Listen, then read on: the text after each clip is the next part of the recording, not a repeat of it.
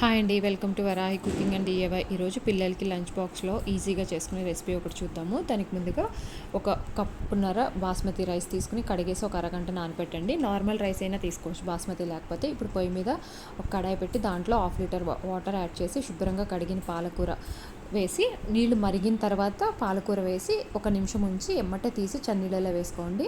ఆకుకూరలు ఎప్పుడైనా సరే ఒక 2-3 సార్లు కడిగి ఉప్పు నీళ్ళలో ఒక పావు గంట నానబెట్టుకోండి. ఇప్పుడు ఉడకపెట్టిన పాలకూర ఒక మిక్సీ జార్లోకి వేసి ఒక 1/2 కప్పు పచ్చి కొబ్బరి తురుము, 2-3 పచ్చిమిరపకాయలు వేసి గ్రైండ్ చేసి పక్కన పెట్టుకోండి. ఇప్పుడు పొయ్యి మీద కుక్కర్ పెట్టి ఒక 3 టేబుల్ స్పూన్ల ఆయిల్ వేసి లంచ్ బాక్స్లో కదా కొంచెం స్పైస్ తక్కువగా బేసిక్ మసాలా వేసేసి నేను చూపిస్తున్నవన్నీ ఇక్కడ ఉల్లిపాయ, క్యారెట్, బీన్స్ వేసి అవి కొంచెం మగ్గిన తర్వాత ఒక టేబుల్ స్పూన్ అల్లం వెల్లుల్లి పేస్ట్ వేసి అది కూడా ఒక 2-3 నిమిషాలు మగ్గనివ్వాలి.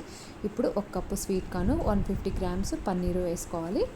వేసి అవి అన్నీ కొంచెం మగ్గాలి. ఒక 5 నిమిషాలు టైం పడుతుందండి, 5-4 నిమిషాలు. కొత్తిమీర, పుదీనా కూడా వేసేసి ఇంకోసారి కలపండి. ఇప్పుడు మనం గ్రైండ్ చేసుకున్న పేస్ట్ ఉంటుంది కదా, అది కూడా వేసేసి అంతా ఒకసారి కలిపేసి రుచికి తగ్గట్టు ఉప్పు వేసేసుకుని మూత పెట్టేయాలండి. ఒక 5 నిమిషాలు మూత పెట్టేస్తే మనకి దాంట్లో ఉన్న వాటర్, పన్నీరు, కూరగాయల్లో ఉన్న వాటర్, మనం పేస్ట్ చేసుకున్న దాంట్లో అంతా వాటర్ అంతా బయటకు వస్తుంది. ఇప్పుడు ఒకసారి కలిపేసి మళ్ళీ మనం ఇందాక నానబెట్టుకున్నాం కదా బియ్యము, అవి వేసేయాలండి. వేసి 1 కప్పు వాటర్ యాడ్ చేసుకోవాలి. కొంచెం బాగా పొలుగ్గా కావాలంటే, లేదు అంటే కనుక 1 కప్పు మీద మళ్ళీ ఇంకొక 1/4 కప్పు వాటర్ యాడ్ చేసుకోవచ్చు. బియ్యం వేసినాక ఒక 2 మినిట్స్ ఇట్లా ఫ్రై అవ్వనివ్వండి.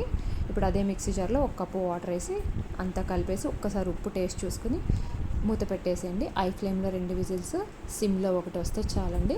మనకి వేడివేడి పన్నీర్ పాలక్ పలావ్ రెడీ అయిపోయినట్టే. తప్పకుండా ట్రై చేయండి, పిల్లలకైతే చాలా నచ్చుతుంది. ఆకుకూరలు పిల్లలు తినరు కదా, ఇలా చేసి పెడితే శుభ్రంగా తినేస్తారనమాట. పెరుగు పట్టుతో సర్వ్ చేసుకుంటే చాలా బాగుంటుంది. తప్పకుండా ట్రై చేసి ఎలా ఉందో చెప్పండి. బాయ్, నెక్స్ట్ వీడియోలో మళ్ళీ కలుద్దాం.